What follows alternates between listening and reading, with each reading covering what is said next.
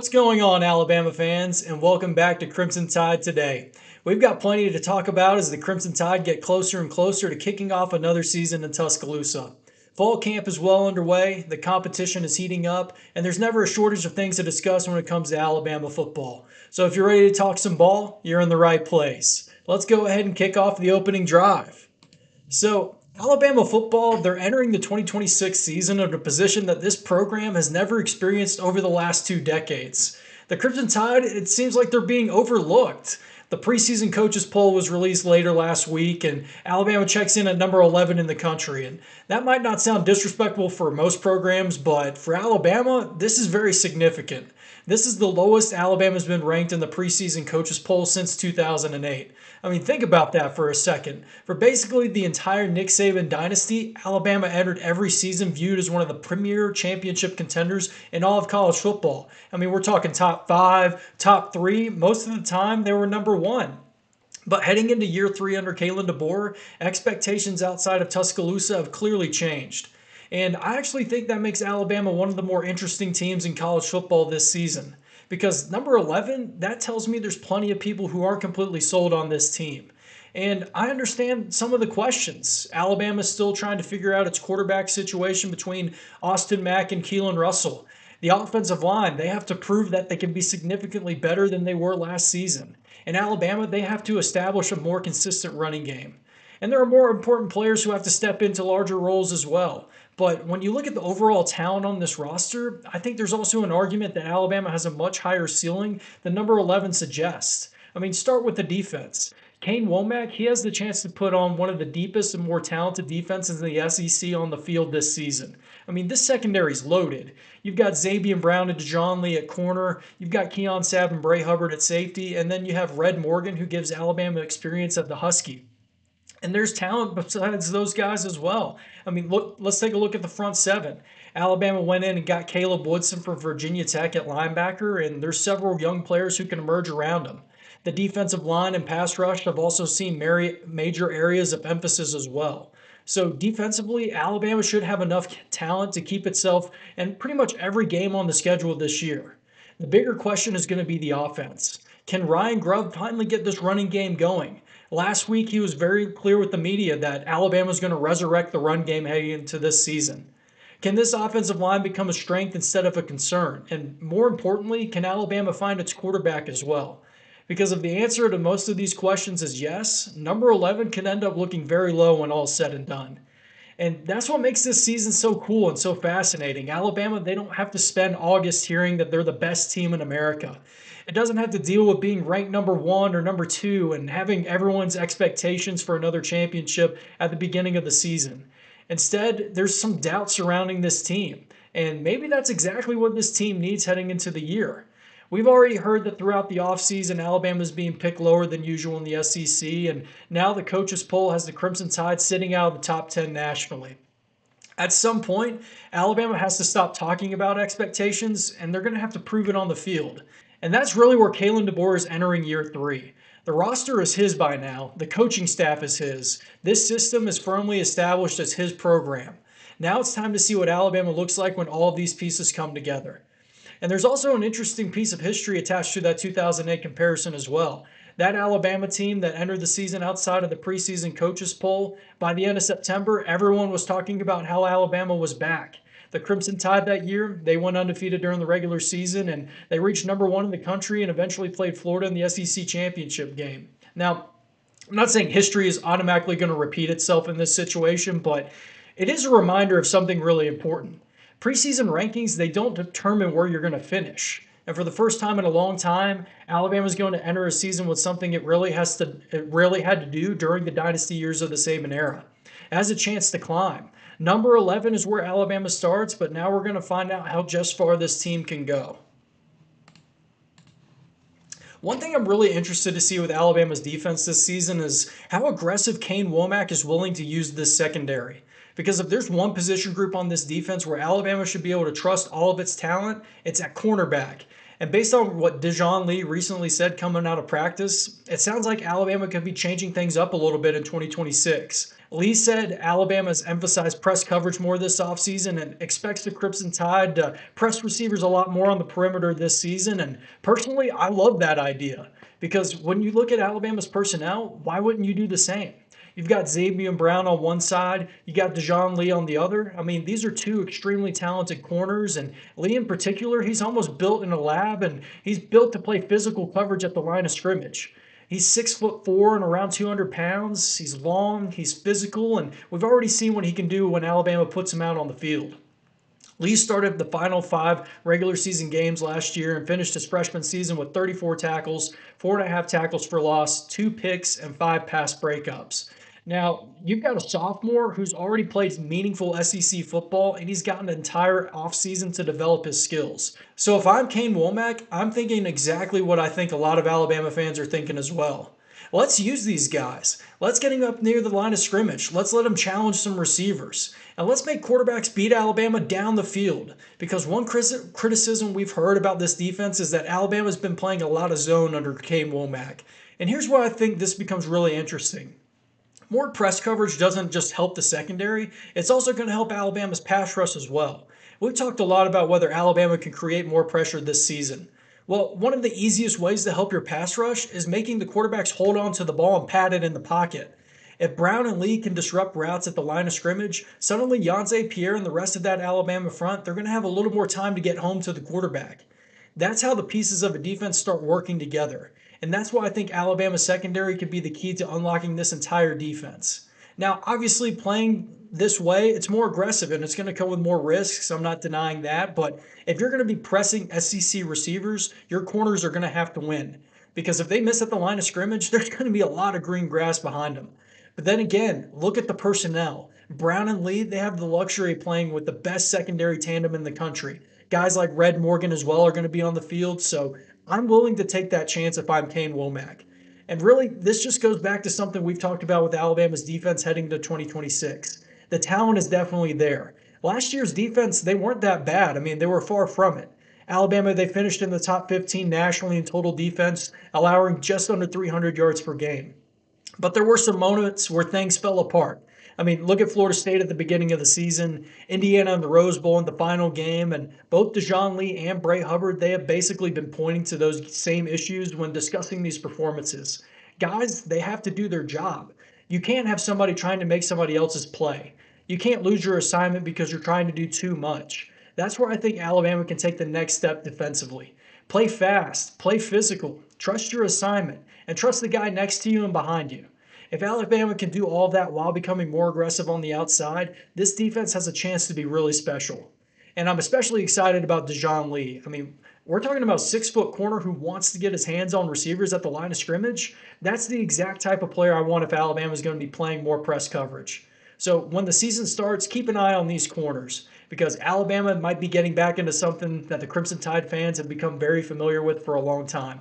Putting elite athletes out on the outside, getting in your face, and daring you to beat them. If there's one area where I think Alabama had to get better this offseason, it was the physicality in the trenches on both sides of the ball. And apparently Kalen DeBoer and Kane Womack, they felt the exact same way. Because Alabama made a very obvious decision this offseason on the defensive line. We've got to get bigger and we've got to get stronger. We've got to become more physical in the trenches. Alabama, they had 9 newcomers to the defensive line room, and size was clearly a priority. And I think that's important because there were times last season when Alabama simply didn't look like the Alabama we're used to up front. I mean, think about that Florida State game again. Alabama got pushed around at the line of scrimmage on both sides of the ball. I mean, that's something we almost never said during the peak years of the Saban era. For years, Alabama's identity was built around controlling the line of scrimmage. Guys like Terrence Cody, Jonathan Allen, Deron Payne, Quinnen Williams, Christian Barmore, you can just go on and on. Alabama used to roll defensive linemen out onto the field who looked like they were just created in a lab. Now, I'm not saying this year's group is suddenly going to be those guys. I mean, they have to prove it on the field.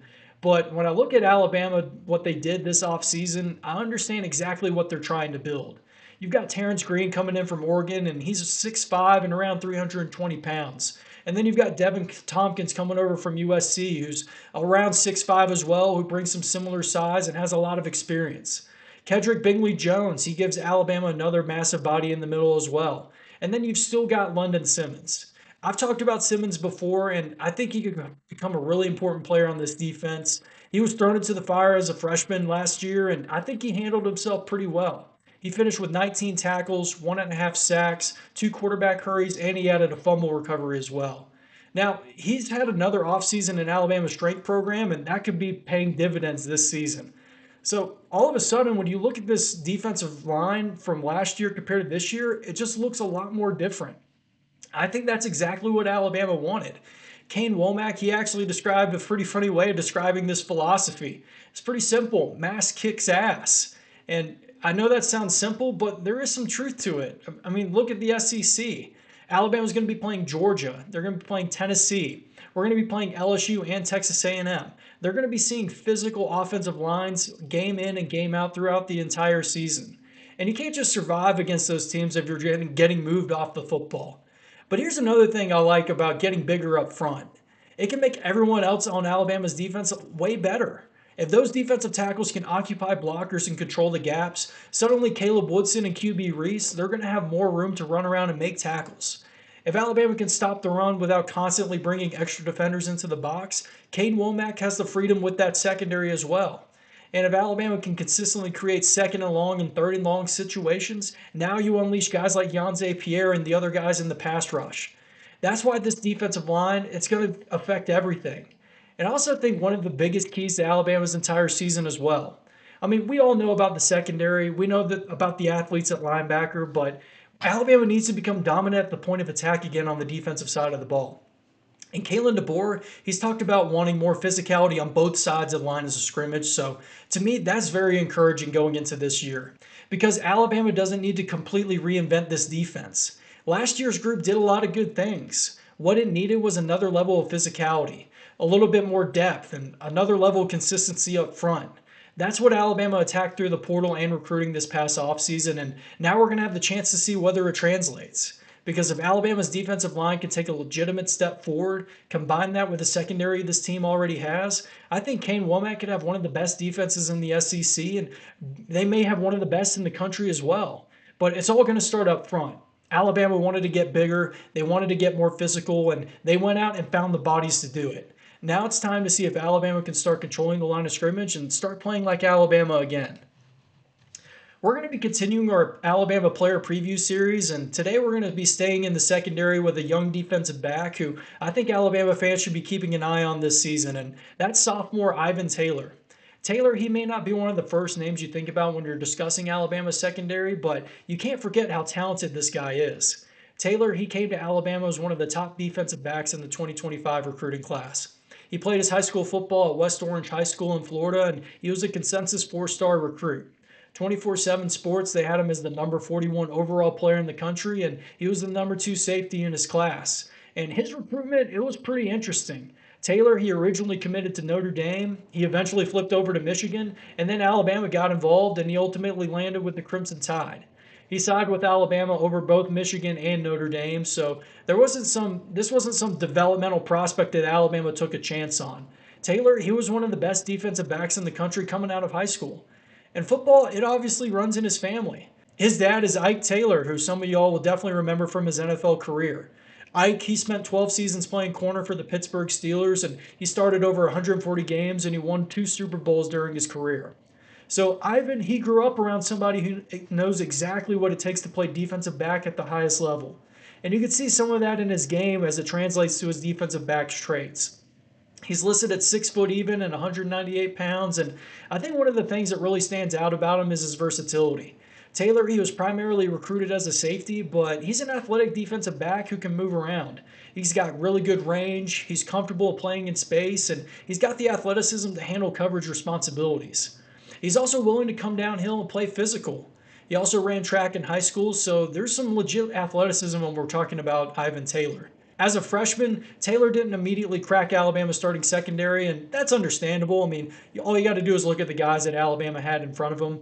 But instead, he found his way onto the field primarily through special teams. Taylor, he appeared in all 15 games and finished the season with 14 tackles and a pass breakup. But here's one thing that I found very encouraging. His roles last season, it started expanding later into the season. He got some defensive snaps against Oklahoma in the college football playoff, and he finished with 2 tackles. He then recorded another 2 tackles against Indiana in the Rose Bowl. I mean, those don't sound like huge numbers, but for a freshman defensive back who's buried in an extremely talented secondary room, getting onto the field in playoff games, that definitely matters. So now we're going to get into 2026. I don't necessarily expect Taylor to walk into this season and take a starting job from some of the guys that are in the room already, but Alabama, they just have too much proven talent for me to say that. But I absolutely think he can become an important depth piece and be a rotational player as well. Keon Sabb and Bray Hubbard, they give Alabama experience at safety, and Red Morgan, he looks to be very established at Husky. But you're going to need more than just 5 defensive backs over the course of an SEC season. There's going to be different packages, there's going to be injuries, and there's going to be opportunities as well where Taylor can come in and make some meaningful contributions to the team. He's already spent a year in the Kane Womack defense, and he's already contributed on special teams, and he's already gotten a taste of meaningful defensive snaps as well. Now the question is whether going to be he can take that sophomore jump and force Alabama's coaching staff to find more ways to get him onto the field. Because the talent, that's never been the question with Ivan Taylor. I mean, he was a top 100 recruit with offers from some of the biggest programs in college football. He's got NFL bloodlines. He's got all of the athleticism. And now he's got a year of experience in Tuscaloosa as well. So Ivan Taylor, he may not be entering 2026 as one of the stars of Alabama secondary, but he's the exact type of player that this secondary needs for depth and having a rotational player. And his opportunity, if it comes this fall, don't be surprised if number 13 takes every advantage of it. So, guys, that's going to do it for this episode of Crimson Tide today. If you enjoyed the show, make sure you hit that like button, subscribe to the channel, and turn on notifications so you don't miss any Alabama football coverage throughout the season. We've got plenty more coming as we get closer to kickoff, so you want to make sure that you're here for every single episode. Thanks as always for watching Crimson Tide today. Until next time, roll Tide.